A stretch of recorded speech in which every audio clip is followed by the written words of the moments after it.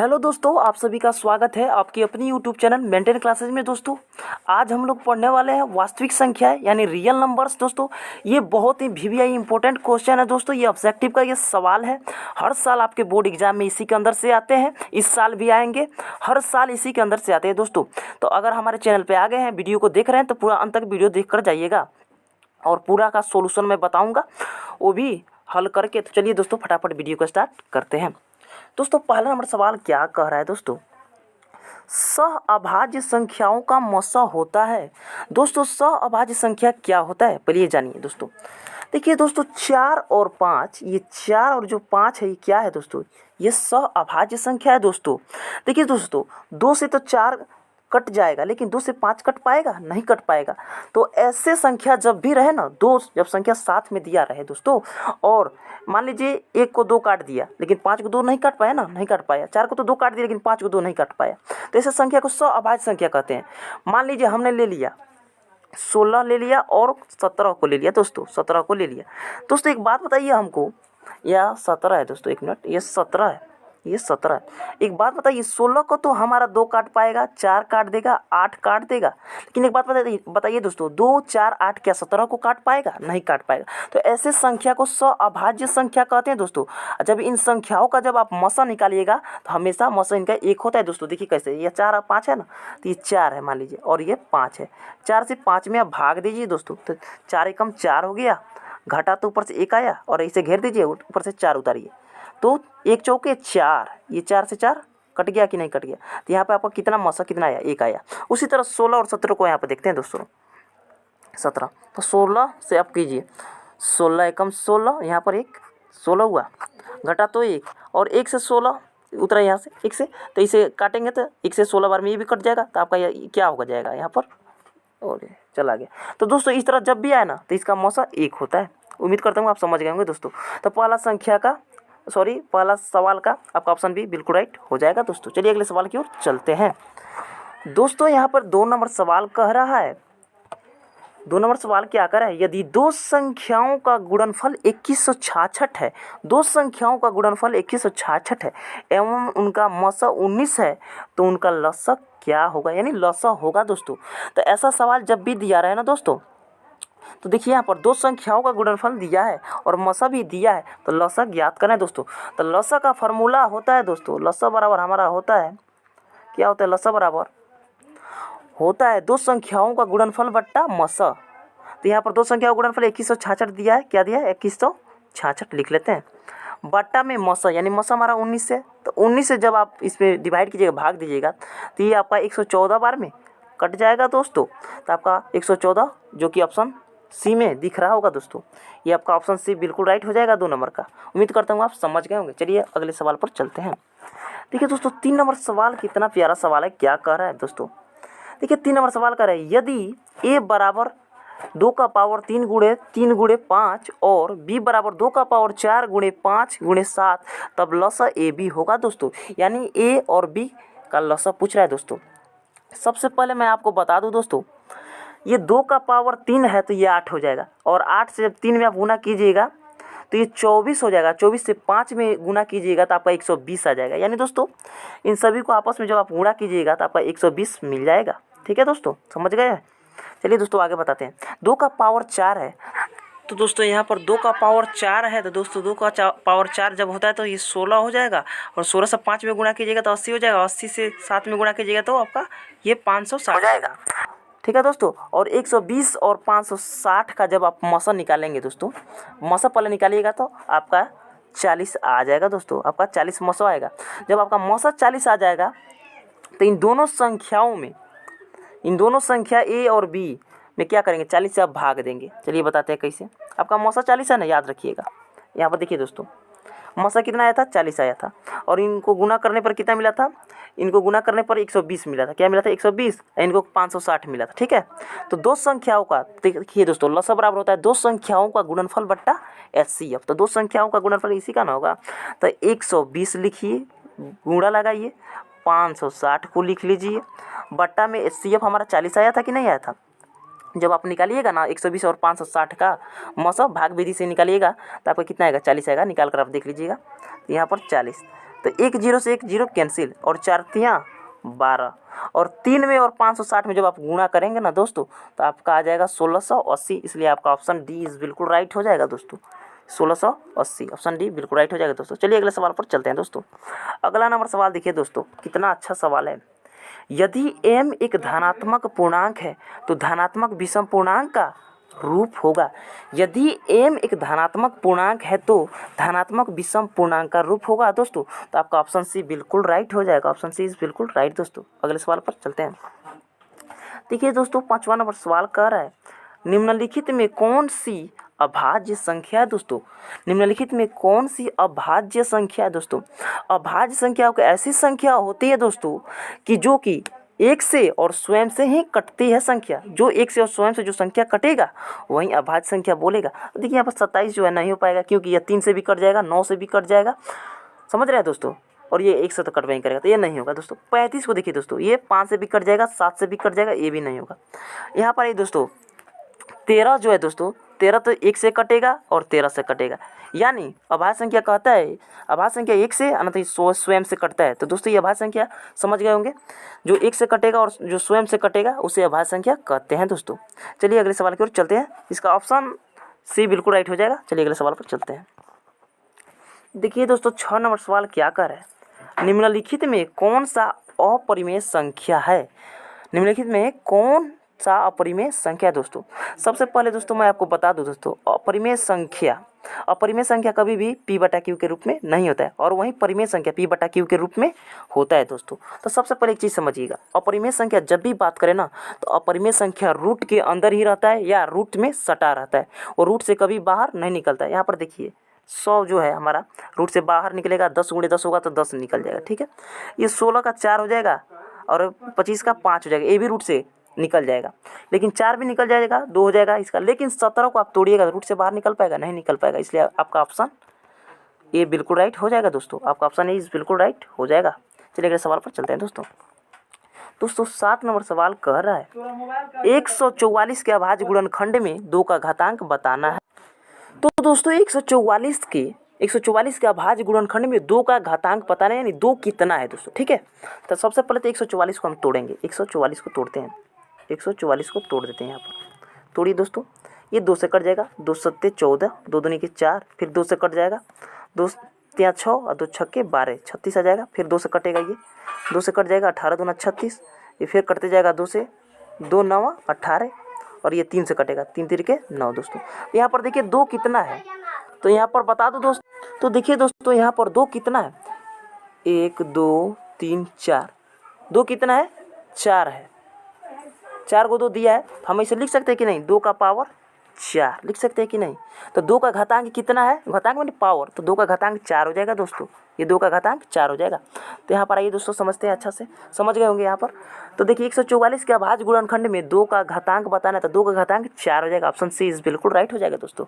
चलिए अगले सवाल को देखते हैं। ये दोस्तों 8 नंबर सवाल कर रहा है, निम्नलिखित में कौन सा परिमेय संख्या है। निम्नलिखित में कौन सा परिमेय संख्या है दोस्तों। सबसे पहला चीज़ तो परिमेय संख्या p/q के रूप में होता है और रूट से बाहर होता है दोस्तों। तो सबसे पहले देखिए रूट से बाहर कौन होगा, तो 144 जो दोस्तों है ना, तो ये एक तो कभी रूट में रहता नहीं है, तो 1 हो जाएगा, ठीक है, बट्टा ये 144 है, तो इसको 12 × 12 कर सकते हैं ना। तो जब 2 जोड़ा निकल जाएगा तो 1 जोड़ा बाहर निकल जाता है कि नहीं, तो 1 बाहर निकल जाएगा 12, तो 1 बटा आपका 12 हो जाएगा, जो कि p/q के रूप में भी है और रूट से भी बाहर है, इसलिए आपका ऑप्शन ए बिल्कुल राइट हो जाएगा दोस्तों। चलिए अगले सवाल की ओर चलते हैं दोस्तों। देखिए 9 नंबर सवाल कह रहा है, निम्नलिखित में कौन सा अभाज्य संख्या है दोस्तों। हमने आपको पहले ही बताया, फिर एक बार रिपीट हुआ, ये क्वेश्चन दूसरा टाइप का है। निम्नलिखित में कौन सा अभाज्य संख्या है दोस्तों, तो हमने क्या बताया था, अभाज्य संख्या या तो 1 से और स्वयं से ही कटता है, इसके अलावा किसी भी संख्या से नहीं कटता है। तो 41 जो आपका है ऑप्शन सी बिल्कुल राइट हो जाएगा दोस्तों, क्योंकि ये 41 जो है 1 से और स्वयं 41 से ही कट पाएगा, इसके अलावा किसी भी संख्या से नहीं कट पाएगा। क्या कट पाएगा, नहीं कट पाएगा, इसलिए आपका ऑप्शन सी बिल्कुल राइट हो जाएगा दोस्तों। चलिए अगले सवाल पर चलते हैं। देखिए दोस्तों 10 नंबर सवाल क्या कर रहा है, निम्नलिखित में किसका दशमलव प्रसार अशांत है। दोस्तों इसका बताना है निम्नलिखित में किसका दशमलव प्रसार अशांत है दोस्तों।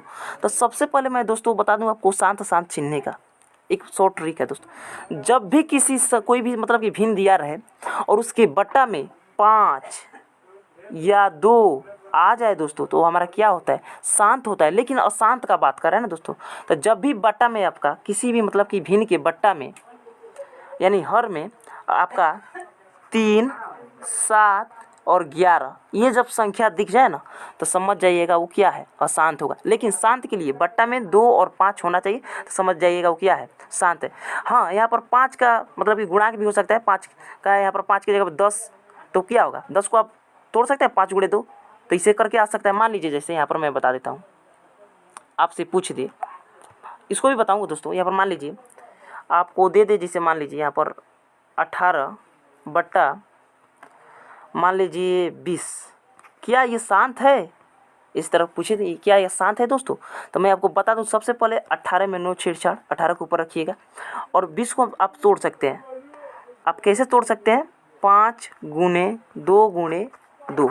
देखिए बट्टा में हमें 5 और 2 मिल गया कि नहीं मिल गया, तो ये क्या हुआ, ये दोस्तों ये शांत होगा। जब बट्टा में हमें 5 और 2 नहीं मिलेगा और 5 और 2 न मिले, इसके अलावा अगर कोई भी संख्या आता है बट्टा में, तो समझ जाइए क्या होगा, अशांत होगा दोस्तों। तो चलिए मैं इसको बताता हूँ आपको, इसमें से कौन होगा, 10 का कौन सा होगा दोस्तों।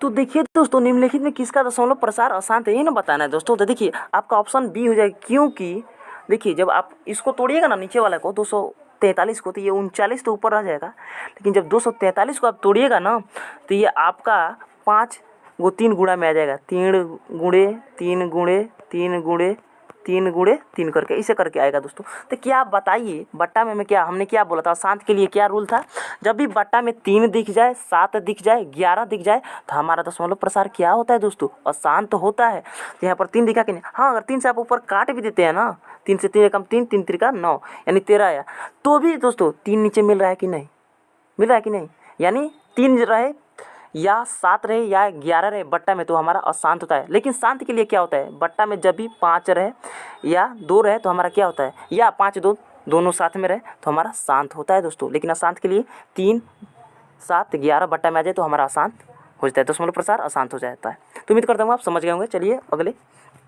क्वेश्चन की ओर चलते हैं। देखिए दोस्तों, 11 नंबर सवाल कह रहा है, एक अशून्य परिमेय और परिमेय संख्या का गुणनफल होगा दोस्तों। देखिए दोस्तों, जब भी आप परिमेय और अपरिमेय संख्या का गुणनफल का बात करें, गुणा करेंगे, तो हमेशा आपका अपरिमेय संख्या ही होता है, इसलिए आपका ऑप्शन बी बिल्कुल राइट हो जाएगा दोस्तों। ठीक है दोस्तों, चलिए अगले सवाल की ओर चलते हैं दोस्तों। देखिए दोस्तों, यहाँ पर 12 नंबर सवाल कर रहा है, 45 और 60 का मौसा क्या होगा दोस्तों, बतलाइए। कितना मतलब कि हल्का सा सवाल है, अगर आप पढ़े होंगे तो इसको तो आप 2 सेकंड में बना देंगे। देखिए दोस्तों, 45 तथा 60 का मौसा, तो 45 यहाँ पर लिखिए और देखिए दोस्तों 60 है ना, तो 60 में आप भाग दीजिए, 45 से कम 45, घटा तो 15, घटा तो 15 है कि नहीं है, और यह 45 जो है यहाँ पर उतर जाएगा 45, तो दोस्तों 45 ये होगा, तो 15 यहाँ का 45, ये कट गया कि नहीं कट गया, तो ये आपका यहाँ पर जो आता है वहीं आपका क्या होता है, मौसा यानी एचसीएफ होता है, इसलिए आपका ऑप्शन डी यहाँ पर दिख रहा होगा। 12 का ऑप्शन डी इज बिल्कुल राइट हो जाएगा दोस्तों। उम्मीद करता हूँ यहाँ तक आप समझ गए होंगे। चलिए अगले सवाल पर चलते हैं दोस्तों। देखिए अगला सवाल क्या कर रहा है, हाँ दोस्तों देखिए 13 नंबर सवाल कितना प्यारा सवाल है दोस्तों। π/3 है दोस्तों, ये π/3 है, ठीक है, नो कन्फ्यूज होना है, थोड़ा सा मिटक गया है, कोई बात नहीं। π/3 क्या है दोस्तों, तो ये आपका अपरिमेय संख्या होता है दोस्तों। ये क्या होता है, अपरिमेय संख्या। π/3 पूछे या पाई पूछे, ये सब क्या होता है, अपरिमेय संख्या होता है दोस्तों। लेकिन वहीं पाई का जो मान होता है 22/7, 22/7 ये क्या होता है, ये परिमेय संख्या होता है दोस्तों। और पाई जब भी रहे या π/3 रहे, तो ये हमारा अपरिमेय संख्या होता है, इसलिए आपका ऑप्शन भी बिल्कुल राइट हो जाएगा दोस्तों। अगले सवाल पर चलते हैं दोस्तों। यहाँ पर देखिए 14 नंबर सवाल क्या कर रहा है, यदि f(x) यानी यदि f(x) बराबर x³ minus 5x² plus 2x plus 2, तो f और x के जगह पर 1 का मान होगा, यानी जहाँ जहाँ पर x है वहाँ पर आपको 1 रखना है, यानी 1 रखना है। तो दोस्तों रख कर देखिए, यहाँ पर x है ना, तो x के जगह पर 1 रखेंगे और पावर 3 है तो 3 कर देंगे, माइनस 5 गुणे x के जगह पर 1 का स्क्वायर कर देते हैं दोस्तों, ठीक है, प्लस 2 गुणे x के जगह पर 1 प्लस 2, ठीक है दोस्तों। यहाँ पर देखिए 1 का क्यूब 1 होता है माइनस है तो माइनस लगाएंगे, और 1 का स्क्वायर 1, और 5 में 1 में गुना करेंगे तो 5 हो जाएगा। और यहाँ पर दोस्तों ये क्या हो रहा है, हाँ चलिए दोस्तों, और यहाँ पर देखिए दोस्तों 2 में 1 में गुना करेंगे तो क्या होगा, प्लस का हमारा 2 हो जाएगा, और प्लस का 2 प्लस है। तो ये 1 प्लस में है, और ये 2 2 4 1 5, तो 5, और ये माइनस वाला 5 यहाँ पर लिखेंगे तो 5 में से 5 जाएगा तो कितना बचेगा, 0 बचेगा, यानी 0 बचेगा। तो ऑप्शन देखिए 0 किस में, तो ऑप्शन ए में 0 है। उम्मीद करता हूँ आप समझ गए होंगे, आपका ऑप्शन ए बिल्कुल राइट हो जाएगा। चलिए अगले सवाल पर चलते हैं दोस्तों। ये रेकरिंग वाला सवाल है दोस्तों 15 का। देखिए दोस्तों 15 का पूछ रहा है 0.7 पर रेकरिंग है। तो जब भी ऐसा सवाल है ना दोस्तों, तो देखिए 0, ये 0 है, अच्छा से बन जा भाई, तो ये 0.7 पर क्या है, रेकरिंग है कि नहीं। तो देखिए दोस्तों कुछ नहीं करना होता है, सबसे पहले जो संख्या है ऊपर लिख लेना होता है। 7 है, लिख लीजिए, बट्टा में जितना संख्या पे रेकरिंग होता है उतना बट्टा में 9 बैठता है। तो एक संख्या पर रेकरिंग है ना, 7 पर अकेले ना 7 है, उस पर एक रेकरिंग है तो एक 9 बैठ जाएगा। यही 7/9 आपका आंसर हो जाएगा। देखिए 7/9 किस में दिया है, तो आपका ऑप्शन ए में दिया है, तो आपका ऑप्शन ए बिल्कुल राइट हो जाएगा। चलिए अगला सवाल को देखते हैं दोस्तों। ये 16 नंबर सवाल कर रहा है दोस्तों। बच्चे काफ़ी इसमें कंफ्यूज होते हैं दोस्तों। बच्चे समझते हैं कि अगर किसी भी संख्या का पावर में 0 रहे तो उसका वैल्यू क्या होता है, 0 होता है, जबकि ये गलत चीज़ है दोस्तों। किसी भी संख्या के पावर में 0 होता है तो उसका मान 1 होता है। यानी 8 का पावर 0 है तो इसका मान क्या हो जाएगा, 1। गुणा लगाइए, 2 का पावर 0 है तो क्या हो जाएगा, इसका वैल्यू 1 हो जाएगा। तो जब आप 1 में 1 से गुणा कीजिएगा तो क्या होगा, 1 आएगा, आएगा कि नहीं। तो आज समझ लीजिए दोस्तों, कोई भी संख्या दिया रहे और उसका पावर 0 रहे तो उसका मान 1 होता है दोस्तों। तो जब यहाँ पर आप समझ गए होंगे, तो 8 का पावर 0 है तो इसका भी मान 1 हुआ, गुणा, फिर 2 का पावर 0 है तो इसका भी मान 1 हुआ, तो 1 में 1 से आप गुणा करेंगे तो क्या होगा, 1 ही होगा। तो आपका ऑप्शन बी बिल्कुल राइट हो जाएगा दोस्तों, आपका ऑप्शन बी बिल्कुल राइट हो जाएगा। दोस्तों समझ में आ रहा है तो दोस्तों वीडियो को लाइक कर दीजिए दोस्तों, और चैनल को सब्सक्राइब कर लीजिए इसी तरह नॉलेज पाने के लिए। चलिए दोस्तों अगला सवाल को देखते हैं। यहाँ पर आइए दोस्तों 17 नंबर सवाल क्या कर रहा है, यदि ए और बी अभाज्य संख्या है तो ए और बी का लसक क्या होगा दोस्तों। सबसे पहले एक बात बताइए दोस्तों, ए और बी क्या है, अभाज्य संख्या है, अभाज्य संख्या है कि नहीं है। तो ए और बी का लसक क्या होगा दोस्तों। तो दोस्तों मैं आपको बता दूं, लसक बराबर क्या होता है, दो संख्याओं का गुणनफल बट्टा एचसीएफ। तो दो संख्या तो हमें दिख रहा है ए और बी, जो दोनों की जो कोई अभाज्य संख्या है दोस्तों, दोनों क्या है, अभाज्य संख्या है। तो लसक बराबर आपका होता है दोस्तों, लसक बराबर आपका क्या होता है, दो संख्याओं का गुणनफल, यानी ए गुणे बी हो जाएगा, बट्टा में एचसीएफ होता है दोस्तों। हमने क्या बताया, जब भी आपसे पूछे अभाज्य संख्या, दो अभाज्य संख्याओं का मस, तो क्या होगा, 1 होता है। कैसे होता है, मान लीजिए 3, यहाँ पर हमने लेते हैं, मान लीजिए आपका 11 और 13 क्या है, ये अभाज्य संख्या है दोस्तों। जब इनका आप मौसन लीजिएगा तो 1 ही आएगा, आप करके देख सकते हैं भाग विधि के माध्यम से, तो 1 आएगा। तो बट्टा में हमारा मौसा 1 हो जाएगा। तो अब लौसा बराबर ए गुणे बी, तो ये क्या हो जाएगा, ए बी हो जाएगा, और नीचे बट्टा में 1, तो नीचे 1 लिखने से कोई फ़ायदा नहीं रहता है, तो ए बी आपका हो जाएगा। तो उम्मीद करता हूँ आप समझ गए होंगे। तो ए बी किस वाले ऑप्शन में देखिए, तो आपका ए बी ऑप्शन सी दिख रहा है, तो इसलिए आपका ऑप्शन सी बिल्कुल राइट हो जाएगा दोस्तों। अगले सवाल की ओर चलते हैं दोस्तों।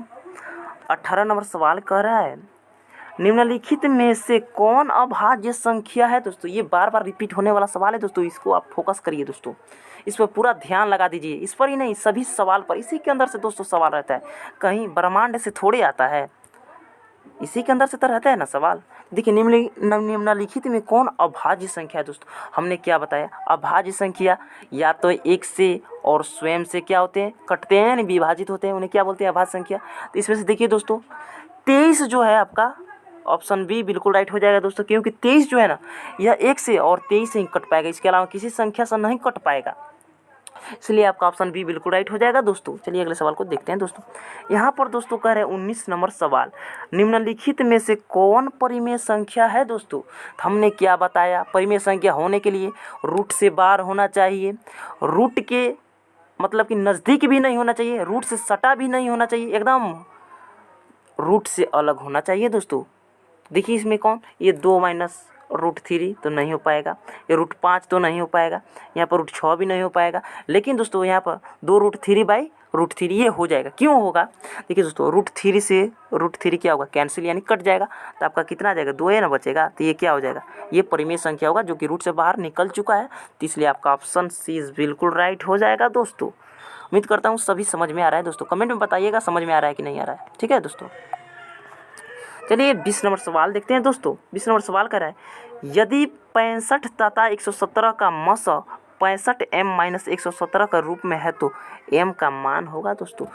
दोस्तों एक फार्मूला होता है दोस्तों, मैं आपको बता दूं, होता है दो संख्याओं का गुणनफल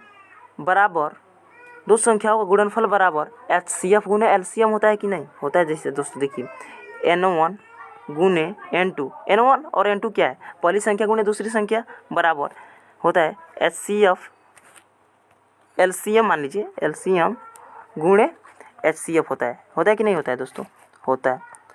तो इस पर जब आप इसको बैठाइएगा 65 गुणे 17, 65 गुणे 117 है, 117 बराबर यहाँ पर फिर तो यहाँ मसा आपका कितना दिया है, मसा आपका दे चुका है, तो मसा के जगह पर आप तो यहाँ पर लिखिए LCM नहीं दिया तो LCM गुणे मसा। देखिए दोस्तों मसा के जगह पर 65 m-117 दिया है, तो देखिए दोस्तों 65 m-117 यहाँ पर लिख लेंगे हम, 65 m-117 करके इसे लिख लेंगे हम दोस्तों। ठीक है, तो लसा नहीं दिया है तो लसा अपने जगह पर आ जाएगा। और देखिए दोस्तों 65 m-117 इसके नीचे चला आएगा और इन दोनों का आपस में गुणा कर लेंगे और इतना से भाग दे देंगे दोस्तों, तो हमारा आंसर निकल कर आ जाएगा, जो कि आपका ऑप्शन ये दोस्तों 20 का ऑप्शन 2 हो जाएगा, ऑप्शन बी बिल्कुल राइट हो जाएगा दोस्तों। उम्मीद करता हूँ यहाँ तक आपको समझ में आ गया है दोस्तों। तो चलिए दोस्तों 20 का बी हो जाएगा। चलिए अगले सवाल को देखते हैं। देखिए दोस्तों 21 नंबर सवाल क्या कह रहा है दोस्तों, 21 नंबर सवाल कह रहा है 2, 10 और 20 के लसा और मसा का अनुपात बताना है। अच्छा एक बात बताइए दोस्तों 2, 10 और 20 का आप लघुत्तम निकालिए, लसा यानी निकालिए, तो 2, 10 और 20 ऐसे करके निकालेंगे ना दोस्तों। तो चलिए हम इसको डायरेक्ट यहीं पर निकाल देते हैं, ऐसे करेंगे तो बहुत मतलब कि अच्छा नहीं लग रहा है। तो 2, 10, 20 का आप जब निकालिएगा तो 2 एकम 2, 2 दहा का 2 पचे 10 और 2 दहा का 20 हो जाएगा कि नहीं। फिर आप काटिएगा इसे कितना से काटिएगा, 5 से काटिएगा ना, तो 5 एक हो जाएगा, 5 एकम 5, 5 दूनी के 10, तो 5 दूना 10, 10 दूना का 20। यानी आपका जो है ना इसका आप जब निकालिएगा, इसका जब आप क्या निकालिएगा लसा निकालिएगा तो आपका कितना आ जाएगा 20 आ जाएगा। ठीक है, और मसा जब आप इसका निकालिएगा, मसा निकालते हैं देखिए दोस्तों पहले 2, 10 का निकालते हैं, तो 2 पच्चे 10 कट गया ना, फिर मसे 2 आया, फिर 2 से 20 में 2 से 20 में 2 दहा का 20 कट गया, मसा कितना आया 2 आया। तो एक बात बताइए दोस्तों, यहाँ पर पूछा है, यहाँ पर इसका जब किया है मसा सॉरी दोस्तों लसा, तो कितना आया 20 आया था और 20 आया था, और मसा हमारा कितना आया था, मसा हमारा 2 आया था। तो लसा और मसा का अनुपात पूछ रहा है ना, तो सबसे पहले लसा दिया था 20, अनुपात का मतलब क्या होता है, बट्टा होता है, बट्टा मसा कितना है 2, तो 2 से काटिए 2 दहा का 20, तो ऊपर में 10 नीचे में 1, तो ये आपका 10/1 आ जाएगा, जिसे हम लिख सकते हैं 10:1 करके इसे लिख सकते हैं। तो जो कि आपका ऑप्शन बी में दिख रहा है, तो आपका ऑप्शन बी बिल्कुल राइट हो जाएगा दोस्तों। उम्मीद करता हूँ आपको अच्छा से समझ में आ रहा होगा दोस्तों। चलिए अगले सवाल को देखते हैं दोस्तों 22 नंबर सवाल कह रहा है सबसे छोटी भाज्य संख्या और छोटी अभाज्य संख्या का मसा कितना होगा दोस्तों। सबसे छोटी भाज्य संख्या और छोटी अभाज्य संख्या दोस्तों, तो दोस्तों सबसे छोटी भाज्य संख्या हमारी 4 होती है। सबसे छोटी भाज्य संख्या क्या होता है दोस्तों 4, और सबसे छोटी अभाज्य संख्या दोस्तों क्या होता है 2 होता है दोस्तों। और इन दोनों को क्या निकालना है, मसा निकालना है। तो देखिए दोस्तों 2 से 4 में भाग दे दीजिए, तो 2 दूनी के 4, ये कट गया, तो आपका मसा कितना हुआ 2 हुआ। तो इसलिए आपका ऑप्शन बी बिल्कुल राइट हो जाएगा दोस्तों, आपका ऑप्शन बी बिल्कुल राइट हो जाएगा दोस्तों। उम्मीद करता हूँ आपको समझ में आ रहा होगा दोस्तों। समझ में आ रहा है तो लाइक कर दीजिए दोस्तों, लाइक करने में पैसा नहीं लगता है मेरे भाई, लाइक कर दो यार। देखिए दोस्तों यहाँ पर 23 नंबर सवाल क्या करे, 2 लगातार संख्याओं का मसा, 2 लगातार संख्याओं का मसा, वो संख्या 1, 2 भी हो सकता है, या आपका 3, 4, 5, 6, 12, 13, 99, 100, 2 लगातार संख्या कोई भी संख्या हो सकता है दोस्तों। तो मान लीजिए हमने 2 लगातार संख्या कोई ले लेते हैं, जैसे मान लीजिए हमने 4, 5 ले लिया, 4, 5 ये 2 लगातार संख्या है, तो 2 लगातार संख्याओं का मसा बताना है ना। तो मान लीजिए 4 से 5 में भाग देते हैं, मसा निकालना है, तो 4 एकम का 4 घटा तो 1, यहाँ पर कितना आया 4, 1 चौके 4 कट गया। तो दोस्तों मैं आपको बता दूं दो लगातार संख्याओं का मौसा हमेशा एक होता है। दो लगातार संख्या जब भी रहे पूछे तो उनका मौसा हमेशा एक होता है दोस्तों। तो आपका ऑप्शन भी बिल्कुल राइट हो जाएगा 22 का दोस्तों। चलिए अगला सवाल को देखते हैं दोस्तों। ये 24 नंबर सवाल दोस्तों ये 24 नंबर सवाल। 5005 के कितने अभाज्य गुणनखंड है दोस्तों? तो 5005 के कितने अभाज्य गुणनखंड है, यानी इनके फैक्टर कितने हो रहे हैं, कितना फैक्टर निकल रहा है इसका, कितना गुणनखंड मतलब टूट रहा है। तो सबसे पहले तो हम 5005 को तोड़ेंगे। यहाँ पर 5005 को तोड़ते हैं दोस्तों, 5 को तोड़ते हैं। तो चलिए दोस्तों ये 5 से पहले तोड़िए। 5 एकम 5, 0 0, 5 एकम 5। ठीक है दोस्तों। अभी किस चीज़ से टूट पाएगा दोस्तों? तो ये दोस्तों आपका टूट जाएगा, आराम से टूट जाएगा। ये आपका 7 से टूट जाएगा। 7 एकम 7 और 3 बचा इसमें गया तो उसमें गया तो 30 हो गया। तो 7 चौके 28, फिर 2 बचा तो उसमें गया तो एक में 2 चला गया तो 21 हो गया। तो 21 हो गया, 7 त्रिके 21 कट गया। अब दोस्तों ये 11 से कट जाएगा, 11 से कट जाएगा कि नहीं? तो 11 से काटिए, 11 एकम 11 और 14 में से 3 उसमें चला गया तो 33 हो गया। तो 11 त्या का 33, यानी 5 7 11 13 कितना फैक्टर है? तो 5 7 11 13 4 फैक्टर है। 1 2 3 4 4 फैक्टर आ रहा है कि नहीं दोस्तों? तो ये कितने फैक्टर होगा इसका? तो वही पूछा है 5005 के कितने अभाज्य गुणनखंड है दोस्तों? 4 हो जाएगा। ऑप्शन भी बिल्कुल राइट हो जाएगा दोस्तों। अगले सवाल को देखते हैं दोस्तों। 25 नंबर सवाल को देखते हैं दोस्तों। 25 नंबर सवाल क्या कह रहा है दोस्तों, देखिएगा। कितने दो अंकों की संख्या 3 से विभाज्य है दोस्तों? कितने दो अंकों की संख्या 3 से विभाज्य है दोस्तों? सबसे पहले 2 अंकों की संख्या पूछा है ना दोस्तों। तो दोस्तों सबसे पहले देखिए 2 अंकों यानी 10 से लेकर 99 तक हमारा ये 2 अंकों की संख्या होता है कि नहीं होता है दोस्तों? तो 10 से पहले हमारा कितना 9 और एक इधर का बचा ना, तो उधर से हमें मतलब नहीं है। तो 99 में से सबसे पहले तो आप 9 घटा लीजिए तो कितना बच जाएगा? 90 बच जाएगा कि नहीं? 90 बच जाएगा। तो 99 में से जब आप 10 को घटाइएगा तो कितना होगा? सॉरी 99 में से जब आप 9 को घटाइएगा तो आपका 90 हो जाएगा। 90 और 90 को 3 से काटिए ना, 30 तिहाई 90 यानी 30 आपका आ जाएगा। यानी इस तरह आप देख लीजिए। तो आपको मैं बता दूं दोस्तों, 2 अंकों की संख्या 30 से, यानी कितने 2 अंकों की संख्या 3 से विभाजित तो आपका 30 हो जाएगा दोस्तों। 30 संख्या मात्र देखिए दोस्तों 10 से और 99 के बीच में 30 ही ऐसी संख्या है जो कि 3 से कट पाएगा, यानी विभाजित हो पाएगा, विभाज्य हो पाएगा दोस्तों।